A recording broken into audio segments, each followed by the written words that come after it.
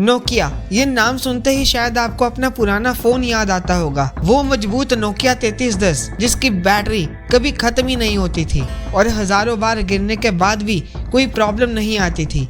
लेकिन आखिर क्या हुआ उस कंपनी का जो एक वक्त फोन्स की दुनिया पर राज करा करती थी। सबको लगता है कि नोकिया का ज़माना ख़त्म हो चुका है, स्पेशली 2008 के बाद जब आईफोन और एंड्रॉयड स्मार्टफोन्स ने दुनिया को अपनी गिरफ्त में लेना शुरू किया। पर क्या नोकिया की कहानी सच में खत्म हो गई है? बिल्कुल नहीं। नोकिया ने चुपचाप से एक ऐसा कदम उठाया जिसने उसे दोबारा टेलीकॉम की दुनिया में लाकर खड़ा कर दिया। हाँ, जो लोग इस ब्रांड को भूल चुके थे वो दोबारा नोकिया का नाम सुन रहे हैं और इसका रीजन है कि नोकिया की 5G टेक्नोलॉजी में धमाकेदार वापसी।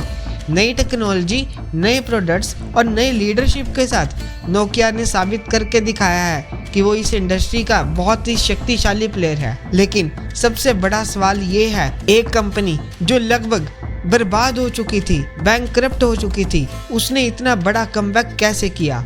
इस वीडियो में हम जानेंगे नोकिया की इस अद्भुत वापसी की कहानी और नोकिया का शुरुआती सफर। क्या आप सोच सकते हैं कि आज की टेलीकॉम कंपनी नोकिया कभी कागज और रबड़ के जूते बनाया करती थी? हाँ, सुनने में अजीब लगता है, लेकिन नोकिया का सफर वहीं से शुरू हुआ था। 1990 के दौरान नोकिया ने एक बोल्ड स्टेप लेते हुए टेलीकॉम इंडस्ट्री में एंट्री ली थी और वहीं से इसकी असली उड़ान शुरू हुई थी।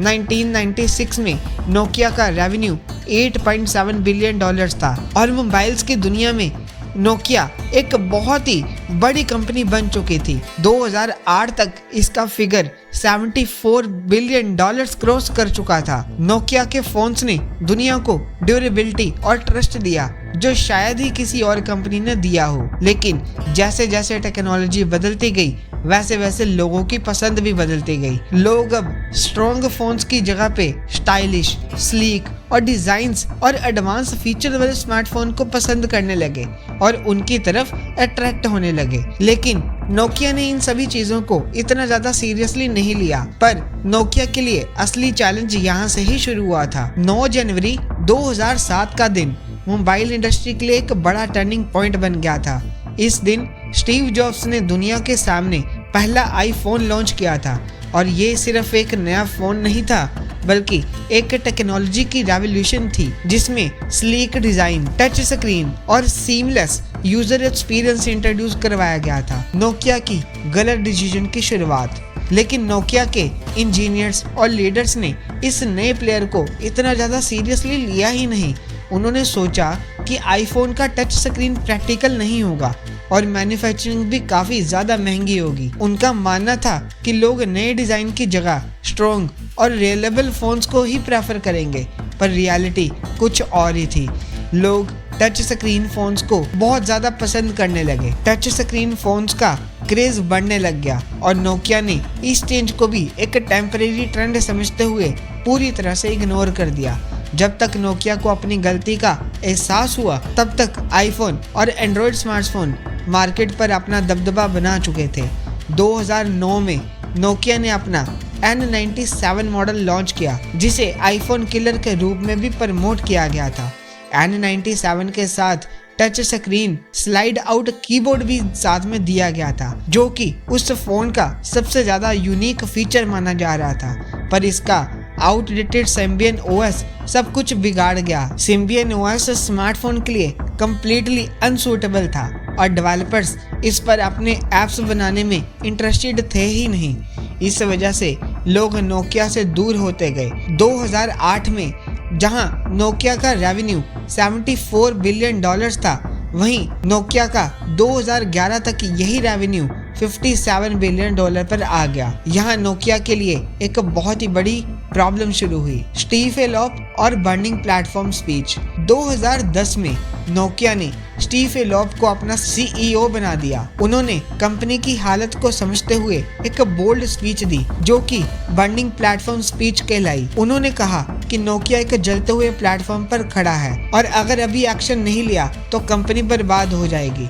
एलॉप का सबसे बड़ा डिसीजन था सिम्बियन ओएस को छोड़कर एक नई ऑपरेटिंग सिस्टम पर शिफ्ट करवाना। अब सवाल था कि सिम्बियन की जगह पर कौन सा ओएस लाया जाए, जबकि उस वक्त एंड्रॉयड एक फास्ट ग्रोइंग प्लेटफॉर्म था। इलोप ने एंड्रॉइड की जगह माइक्रोसॉफ्ट के विंडो फोन ओएस को अडॉप्ट किया। ये डिसीजन नोकिया के लिए सबसे बड़ी गलती साबित हुआ। विंडोज फोन ओएस यूजर और डेवलपर्स को अट्रैक्ट करने में फेल रहे।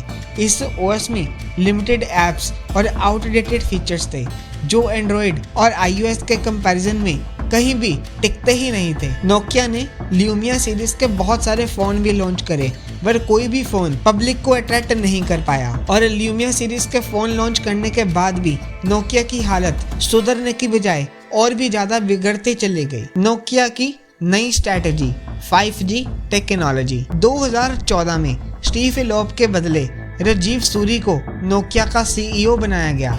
राजीव सूरी का फोकस स्मार्टफोन की बजाय टेलीकम्युनिकेशन नेटवर्क्स और 5G टेक्नोलॉजी पर था। राजीव सूरी बहुत अच्छे से जानते थे कि अब स्मार्टफोन की दुनिया में ऑलरेडी कंपटीशन बहुत ज़्यादा हो चुका है और नोकिया के लिए इसको कैप्चर करना बहुत ही ज़्यादा इम्पॉसिबल है। तो उन्होंने अपना पूरा फोकस मोबाइल इंडस्ट्री से हटाकर टेलीकम्युनिकेशन नेटवर्क्स और 5G टेक्नोलॉजी पर लगा दिया।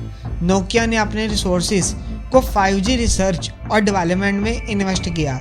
2018 में नोकिया ने अपने रीफ शार्क चिपसेट लॉन्च किए जो कि 5G नेटवर्क्स को और भी ज़्यादा स्ट्रॉन्ग बनाते हैं।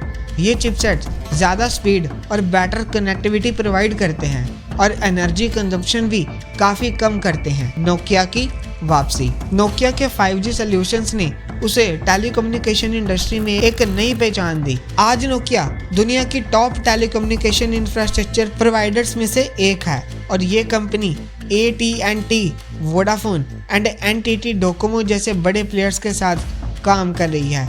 आखिर नोकिया ने प्रूव करके ही दिखाया कि वो अभी भी रेलिवेंट है, बस एक नए रूप में है। तो मिलते हैं दोस्तों आपको एक नए कमबैक स्टोरी के साथ। तब तक के लिए चैनल को सब्सक्राइब कर दीजिए और वीडियो को लाइक कर दीजिए।